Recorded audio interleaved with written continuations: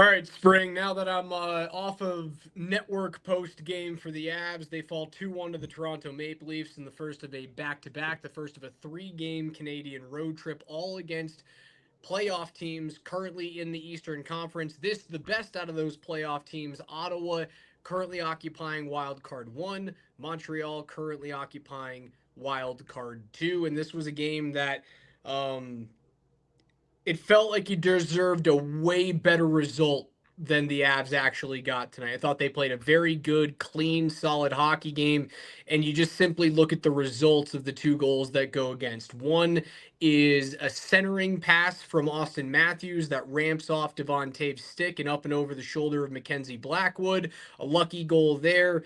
Colorado scores a beautiful power play goal to tie it up just 2 minutes after that. And then back-to-back games where the Avs have to fight not only a team across them, but inadvertently the referees. One goes off a shin pad. Mikko Rantanen gets a secondary assist over the weekend. The Avs fought back and won that game. Tonight, the Kelly Sutherland secondary assist on the power play. A shorthanded goal against. It was too much to overcome. Yeah, and I tweeted it out. That is the dumbest hockey game I've ever watched. I've watched some dumb ones, but what puts it over the top was the ref assist. And Kelly Sutherland, who has been an NHL referee since the year 2000, cue your Conan O'Brien voice there. I'm not even going to give it a shot. 53 years old, so started doing this in his early 30s. Yeah, he's tenured. He's a very good ref. 53 years old. That's you're not in your 60s. You can still skate a little bit. Here's the thing. I feel terrible for the guy because it was an accident. Law of averages say that this is going to happen, but the dude just ate shit. I mean, at first I thought that this puck maybe hit him and he went down. No, he slipped on a banana peel. It was a cartoon. It was and then he falls down, and then he gets hit with the puck. That's how the Avs lose. That's how they lose this game tonight. Yeah, and they played fine. Even though Bednar was blending the lines as much as we've seen him blend the lines, certainly since the trade deadline. I don't think that's the reason why they lost. I thought they played a fine hockey game. Like, again, the 2 goals that go in are an inadvertent tip off your own defenseman on a PK. And then I want to say Kelly Sutherland's probably the longest tenured referee in the NHL today. Doing it since 2000, I'd be shocked if he was. He's a good referee, and he toe picks. It hits him, and it creates a 2-on-1. As Kale was about to essentially go off for a change, he has to play a panic 2-on-1 and give the Leafs credit. It's a snipe. It's a beautiful shot. But it doesn't happen if that puck goes all the way down. Blackwood stops it behind the net. The Avs get a change, and you go back in. It would have been a completely different story. Toronto played a good hockey game, too. They started getting better as the game went on. But for you to pair that bad luck with Joseph Woll having arguably his best game of the season it shouldn't be cause for panic. You literally just have to look at this game and go, that's just the way she goes. Sometimes it really is. And the only bad part about this is Dallas comes back last night to beat Anaheim when they were down by multiple goals, and they get the extra point in overtime. So now you're down 4 points. Dallas has 2 games in hand, and you have to play tomorrow night at Ottawa, which is a team that still have a lot to play for with a super jumbled up Eastern Conference. It's a loss that comes at a bad time, but it's not because of anything the Avs did or didn't do. They played a really good hockey game. They played very well for the first 2 periods. And that first Austin Matthews power play goal, that Jack Drury high stick that was called at the end of the first period, power play for Toronto, penalty kill for Colorado, carries over into the second period. But it looked like Drury's stick was lifted by a Leafs player. And that's a thing, right, Raj? That if your stick is lifted by an opposing player, it's not a high stick. Am I correct in that? That is correct. No, it was close. It was close. But, okay, there you go. There's one kind of unfortunate break power play goal. Then the ref sequence that's, it's just brutal. It really is one of the weaker, the one of the lower end referee screw ups you want to see, but it's gonna happen. It's gonna happen. It's just of all the nights of all the gin joints in the world, it was tonight in this game. There you go. First two periods, they were great. I mean, man, this game is tied at 1. Valeri Nichushkin in that bumper area, what a shot! It's What perfect.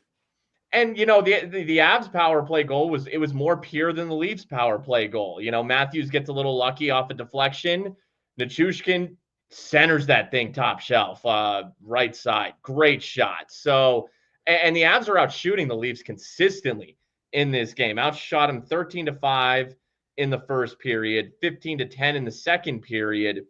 Man, Ryan Lindgren had this play where he gets down low and he centers one for Nathan MacKinnon. I don't know how that puck doesn't go in. Yep. I don't know how MacKinnon didn't stuff that in. MacKinnon's been a little snake bit recently, / not overly dangerous. He did have 6 shots on goal tonight. But overall, the Avs have played well of late, and I thought they played well again in the first 2 periods. And then after Kelly Sutherland's assist, the Avs kind of were just there. They didn't have the same juice that they had in the first 2 periods. You could just feel as this game was winding down. Oh, they don't got it.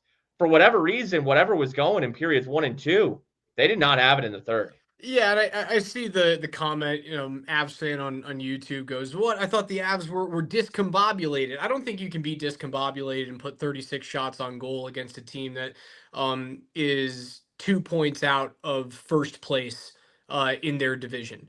I don't think you can be discombobulated and have 15 of those 36 shots that went on goal be high danger scoring opportunities. I do think that they lost a little bit of power as the game went on, but by no stretch of the imagination, like, did the Avs lose this game because they didn't play well? They lost this game because sometimes the bounces don't go your way. And sometimes you just don't have the scoring punch that you normally do. I don't think it's because they played poorly. I just don't think that. I mean, look at Toronto. Like, that is a high-powered offensive team. Look at all of the money that they have sunk into Tavares and Marner and Matthews and Nylander. That is high-scoring offensive potential. And they didn't do shit tonight. Like, just both of the teams put a bunch of shots at the net. And whether it was good goaltending or just inopportune finishing, that's kind of the story of tonight.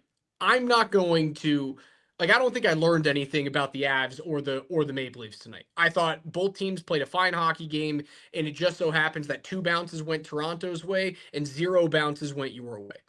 No, this is one of those games, and I've used this method before, following Avalanche losses. There are many an Avalanche loss where if this was like a boxing match or an MMA fight, and this was just off of scores, decision, judges, decision, and we were just grading this game, take the goal, like, just watch the 2 teams tonight, watch the chances, watch who's, generally controlling the puck and having more scoring chances.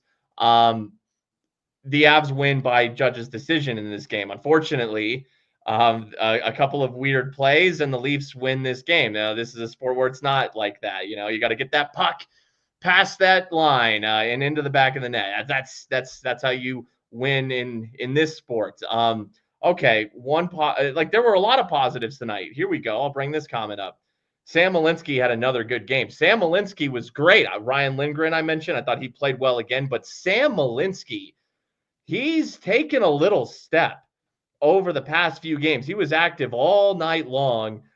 So, man, if Josh Manson is back, maybe there was a world where Erik Johnson could play over Sam Malinsky. Not right now. Not even close. Sam Malinsky is kind of developing before our very eyes. Sam Malinsky had a great game. Charlie Coyle had a great game as well. Like, I was really, really impressed with Charlie Coyle. And I thought Bednar finding a way to get some more offensive-minded wingers alongside him tonight was part of, and again, the blender didn't work tonight for Jared Bednar. It didn't. I don't think it hindered them. I don't think it cost them the game, but I do think you saw Charlie Coyle playing a really good game tonight and went, I'm going to give you some more offensive firepower. Let's see if this works. It just didn't tonight, man. It really didn't. The coaching decisions didn't cost you this game. The data behind the hockey game shows you that the Avs were fine. Even with the jumbling of the lines, it shows you it was fine. Like at 5-on-5, they had an expected goals for of 2.7. Toronto had a expected goals for of just north of 2.0. Like they were the better team 5-on-5. They had more high danger scoring opportunities. So I don't believe that the jumbling of the lines hindered your ability to get to the scoring areas. Just sometimes over the course of 82 games, you're gonna have one of those where you kind of look back at the score sheet, the game card that you keep as a head coach, and you go, how those numbers don't those don't correlate to a loss. What the hell happened? And then you look back at the film and you go, oh, own goal and referee goal. That's what happened. So yeah, you should take the positives of Sam Malinsky looking good tonight. You need to have all of those guys firing. It was one of the things that Jared Bednar said in his pregame interview with Connor McGahey tonight. Was I need to make sure that everyone is going and is fresh by the time that the playoffs roll around. If that means that it has to come with a loss or two along the way, that's the way she fucking goes. We already know who the Avalanche are playing in the playoffs, man. It's the Dallas Stars. And for them to catch them in the standings, it was going to have to take a gargantuan effort, regardless of them losing tonight's game and Dallas kind of cooling down and losing. Over the course of the last 20 games, there are two teams in the NHL that have a better record than the Avalanche. Can you name them? The Hurricanes. Over the last 20 games. Oh, 20. Did you see that one stat that the only two teams in the league that are like have won 8 of the last 10 are the Hurricanes and the Avalanche, both of Mikko Rantanen's ex-Flames. And I'll use the word flame as Connor McGahey. He said, his little force of nature versus, scorned ex when the Avs played the Flames recently. Yes, both of Mikko's former Flames have won 8 out of their last 10, I believe. And the Avs had points in their last 8 or 9. That streak comes to an end tonight. They were 8-0-1, and Carolina was the other team that was 8-0-1 in that span. But no, Carolina is not one of those 20 team or one of those two teams that are ahead of Colorado in the last 20 games. The only two teams in the league that have more points or a better points percentage in their last 20 games, the Dallas Stars and the Winnipeg Jets. So not only was it going to take a gargantuan effort for the Avs to jump over Dallas for home ice advantage in this almost inevitable feeling first round matchup, you were going to have to ask Dallas to severely cool down. I still don't think they're going to catch them. I think it's a 2-3 matchup. Colorado has to go on the road. I still think they're the better team at this point. That's who you're going to see, man. That's who you're going to see. And if tonight's matchup and a loss, if you get to say 0 points and you kind of say goodbye to home ice advantage, even though it was still a pipe dream anyways, if I get to take the positive that Sam Malinsky is playing well and Charlie Coyle is starting to hit his stride, I'll take that any day of the week. All right, yeah, I want to talk more about the line changes tonight, but one more thing on Sam Malinsky. 6 shots on goal.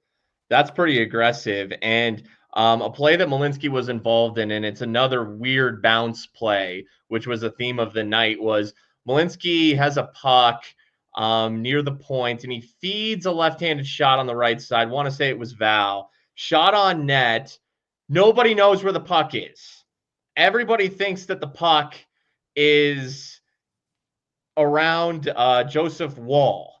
But no, it turns out that this puck has somehow appeared near the blue line, and William Nylander is right there. And now he's got a little breakaway. And shout out to Malinsky. And I think his D partner there was Lindgren. Could have been Taves. I think it was Lindgren, but it was mostly Malinsky who hustled back. And he's, everyone's looking for the puck. But that's the type of weird bounce night it was. Good recovery by Malinsky. Blackwood made good saves in this game. He made a good save in that sequence, I believe. He made good saves throughout. There was one sequence where Matthew Nyes gets a shot in the slot that goes just wide. Matthews gets a rebound or a second chance look that Blackwood smothers. Blackwood was good overall. That's another shame of this game. But okay, now to the line blending. The line changes. Brock Nelson is playing wing. Do we love Brock Nelson playing wing? No, with I with mean, I want him to be your second line center, but again, I still think Bednar is trying to find different combinations that he can use. God forbid injuries happen during the postseason or someone goes completely cold during the playoffs. I don't hate the idea of utilizing your final 14 games to know every single combination that either works or doesn't work. Because, and I'll say this very loud, especially for Jason Ramsey, if he's listening, that Twitter troll can get on my nerves sometimes. Um, it doesn't fucking matter. You already know who you're playing. So why not throw things at the board and see if they work or see if they don't? Because God forbid you try that in the postseason and it costs you a playoff series. Maybe it's good to utilize the 82 game set as a data sample rather than just hoping and praying and wishing that every single game you get 2 points. Because every single game, it only matters that you win the hockey game when it actually doesn't. No, I don't disagree, but so and we saw it was at the end of the first period, they Bednar threw what you had deemed the black line out there. And that's Black what we saw line? the rest of the game. Big old line. Well, it's always big when Brock Nelson and Val Nichushkin are out there together, but now they're playing with Nathan MacKinnon on the top line. And we see this line, and Nathan MacKinnon is still taking some of the faceoffs. I don't, and Nate won some of them, but I want Brock Nelson taking as many faceoffs as possible. Probably now they move Coyle up to line 2 with Lehkonen down to line 2, playing with who are they playing with? Because now Colton's on line 3 with Jack Drury and Jonathan Drouin. Who am I forgetting, Raj? As you have turned your camera off, let me pull up this box score here. Marty Necas is who I'm forgetting. Marty Necas is on the second line with Coyle and Lehkonen. Okay, that third line was really small. Really small. That was noticeable to me. When they put Drury, Colton, and Drouin out there together. Those are 3 left-handed shots that are all they lack size. They lack all size. So that's why I liked having Coyle down there. I don't know. I didn't love the blending tonight. I thought it was a little arbitrary. I understand, you've got these new pieces, but they didn't seem to work. They didn't seem to gel. The third line was very small. Nelson's not taking faceoffs. I think maybe that's part of the reason why in the third period it was just a little stagnant. But Raj, to your point, I don't hate trying something just to see what you got.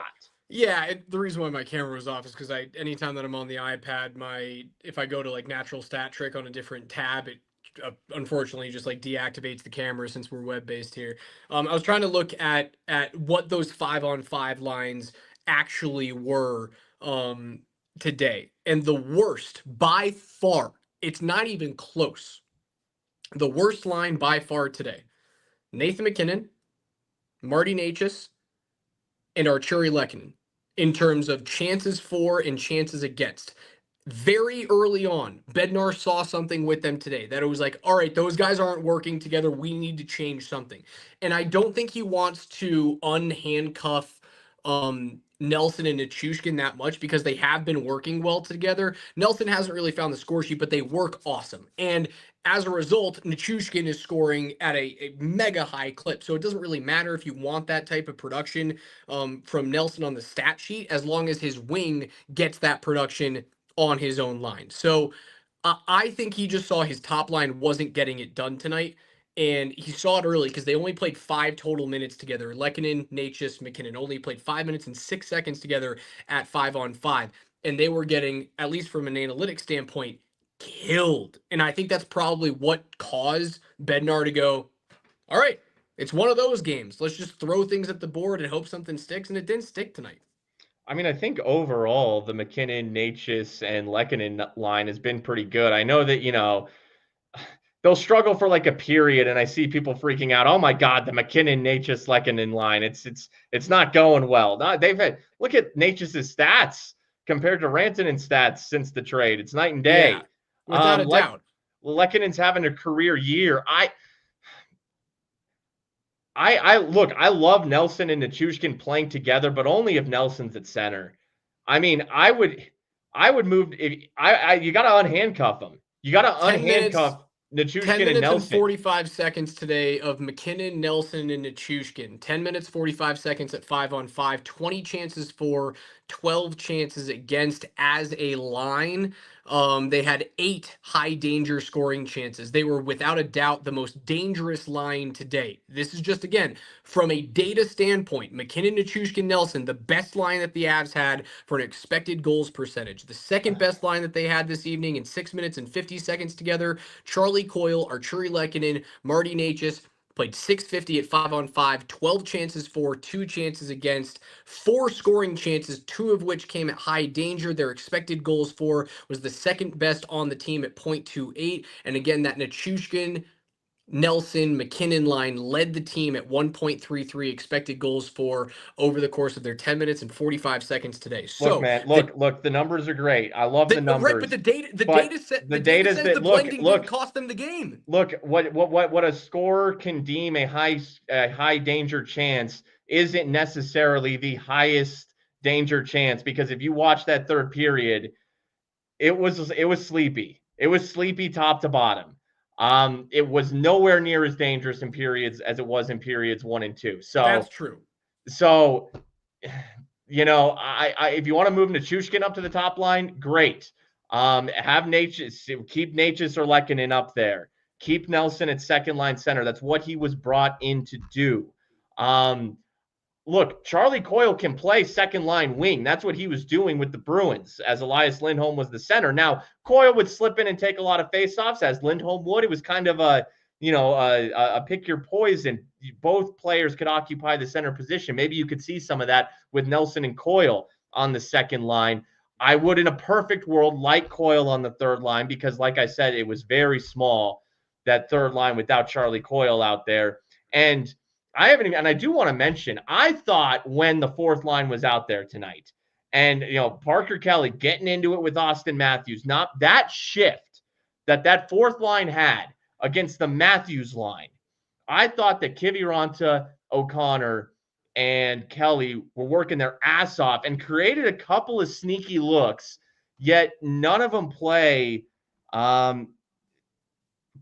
Parker Kelly plays just over 9 minutes. Kiviranta 7.5. O'Connor just under 8.5. I thought they deserved more ice time. I thought that their minutes should have been a little more in the third period based on what I was seeing from the other three lines. They were setting a tone early on in this game. I thought they probably should have played a little bit more in the third. And maybe that's probably something in terms of coaching. And I guess I'll point in on this for Bednar. He has been so ingrained in, if my top guys don't get it done, we're not going to win the hockey game over the last 2 years. It wasn't that case in 2022, although all of your top guys were hitting at a high clip when you won the cup in 21-22. But you did have a lot of depth that you could look at Nate and go, well, if you're not going tonight, like Nazem Kadri is going to pick it up. If you're not going tonight, Andre Burakovsky is going to score an overtime winner in the Stanley Cup final. It might take a little bit of Jared Bednar getting used to having depth again and dependable scoring depth. And we've seen it, like the fourth line scored against Dallas, right? That was a really, really good job from the third and fourth line. It helped you win that hockey game without a doubt. Maybe Bednar just needs to get used to like trusting his depth again because he hasn't had the luxury of doing that in 2 years. Yeah, and again, let's circle back to, and you're not wrong. Just trying something, despite looking well and putting damn near 30 shots on goal through the first 2 periods, and really just clearly outplaying Toronto. Overall, I thought it evened out, and maybe even Toronto was slightly the better team, even though they led most of the third period. I thought Toronto was the slightly better team. It shouldn't be that way, Usually you're protecting a lead, especially the way the Avs played in periods 1 and 2. There should have been more of a true threat of a push late in that game, and there really wasn't. But you only have 1 goal to show for it. And there were close chances, but I get it. Shake something up, try something else, just to see. We're about a month removed. In fact, I think exactly a month removed today from what will be the start of the playoffs. Now's the time to give it a little bit of a look. But I don't know, man. Now the rest of this little road trip that they're on, like Ottawa tomorrow night, they're no joke. No, they had won 6 straight up until Montreal scored 5 goals in the third period on Tuesday against them. They'd won 6 straight. They're 8-6-1 in their last 15 games, and they're the current #1 wild card in the Eastern Conference. And then what happens on Saturday? Well, you take on the team that just doubled them up 6-3 in the Montreal Canadiens. So you're facing two teams that desperately need the points. Do the Avs desperately need the points? No, they don't. Those two teams do, especially Montreal. Like if Montreal doesn't win, there's a pack of 5 teams. You could actually even extend it to 6 or 7 teams because they only have 12 games remaining, but like the Pittsburgh Penguins still have a shot to get into the playoffs somehow. They're not going to do it, but they've got a chance. Montreal needs to win. They need those points. Yeah, no, like so you're going to be playing a couple teams here who are going to play. They're going to play very well, and they're fighting for something. Especially hungry teams that haven't tasted it in the current iterations of these two teams. So as far as the lines go for the Avs tomorrow night, I mean, starting tomorrow night, I think you gotta. I would go back to the original lines. Is what I would do. I wouldn't get cute with it. I would take tomorrow night very seriously. Ottawa is a legitimate team, and I would go with what has worked. You were 8-0-1, so you had a couple of periods where you're playing very well, but you only get 1 goal. Fine, you were 8-0-1. I would just go back to what was working and take it very seriously tomorrow night. And good news too, though, for tomorrow night. Look, how good has Scott Wedgwood looked of late, and I fully expect him to get the start. So, you'll be playing on the second night of a back-to-back, but if the Denver Nuggets have taught us anything, that don't mean a damn thing. Just go back to what you were doing, slow it down. Wedgwood has been good. You can have faith in that. It should be a great game tomorrow night, though. Really should be a lot of fun. Yeah, Ottawa's real. Ottawa is. They might be starting to unlock that core of Stützle and Tkachuk and Shabbat, and Sanderson. Like they might be starting to turn the page. And like Linus Ullmark is nothing to sneeze at in net. You remember his amazing season that he had 2 years ago when Boston won the President's Trophy en route to a historic year. He was one of the main reasons why he ran away with the Vezina Trophy that year, and he's looking better as of late too. That's a good hockey team. Montreal, you guys know me if you've listened to the show. I absolutely love what Kent Hughes and what Marty St. Louis have been building there for years. And it's been this slow build of the post Carey Price era. They've like a stable of 5 goalies that they could choose from. Right now, Dobosh is their flavor of the month because he's been playing great and they found him out of nowhere. There's no easy game on this 3-game road trip, man. It's going to be fun. Tomorrow is going to be great. It's a fun turnaround against the Senators. Speaking of the Nuggets, I know they're not on a back-to-back, but they are getting smoked by LA right now. I didn't have the score up. Chose not to. Just wanted to, in case this happened. Oh boy. Hey, that Montreal Ottawa game last night, that was electric up in Montreal. That was a hell of a third period, and Montreal pulled away from it, dude. And we talked about him a show or two ago. That Lane Hudson goal was what really turned the game around. He's not even the best Hudson. And he's going to be in better. Is he in this upcoming draft? Or is he already? Is he in college? Is it Cole Hudson? Cole Hudson. I think he might have already been drafted. Yeah, and you're saying he's better than Lane. Cole was selected by Washington in last year's second round, and I think he's better than Lane. Oh, what a steal then. The 43rd overall pick? Dude, oh my God. Both of those kids are freaks. They're little. The Capitals, they're puck movers, but they are freaks with the puck on their sticks. Oh my God. Sidney Crosby's got to be crying once again. Look at what Ovi's organization is doing for him. I know, right? The Capitals. Young puck movers left, right, and center. They're turning Alexei Protas into a 30-goal scorer year over year. It's nuts. Unbelievable. It's Meanwhile, can you name Sid's wingers right now? Nope. Wow. So yeah, looking forward to and that'll be the first. I did they play earlier this year? Certainly, and now Lane's busted onto the scene and he'll play Kale McCarr. So yeah, I mean these are going to be like these are some good hipster hockey games coming up tomorrow and like Saturday. Like if you really like watching hockey, and I think the Avs are the best watch in the NHL. I know I'm biased, but like to me that's just the most fun team to watch in the league. And now you're going to put them up against some fresh faces. Brady Tkachuk tomorrow night, Lane Hudson on Saturday night with a lot of young talent around both those dudes as well. These are going to be fun games. They certainly are. Yeah, the score in LA right now after 46-29, and it helps when you have the best player on the floor. No Joker, no Jamal. You know who's playing tonight? Luka, and he just dropped 21 in the first quarter. The ghost of Nico Harrison will haunt everybody. All right, Spring. I think that's gonna do it for me tonight. That's as much as I can glaze over a 2-1 loss where you just got a bad bounce and maybe you made some bad line decisions. But again, It's the I know the dumbest data's hockey not game everything, I've but the data ever says the line watched. decisions were fine. Dumbest hockey game I've ever watched, Raj. This was like Billy Madison answering his question to the category Reflections of Society and Literature. It was the dumbest thing I've ever heard, and we're all stupider for having sat through that. That's Mark Springer. I'm Alex Ryan-Emmy. We'll talk to you guys tomorrow sometime around 8 p.m. after the Avs and the Senators finish up. Until then, enjoy the rest of your Wednesday evening. We'll see you guys after the second leg of the back-to-back. A Sega Baba, that's like my least favorite term in all of sports. Can't stand it. Spring, I'll see you tomorrow.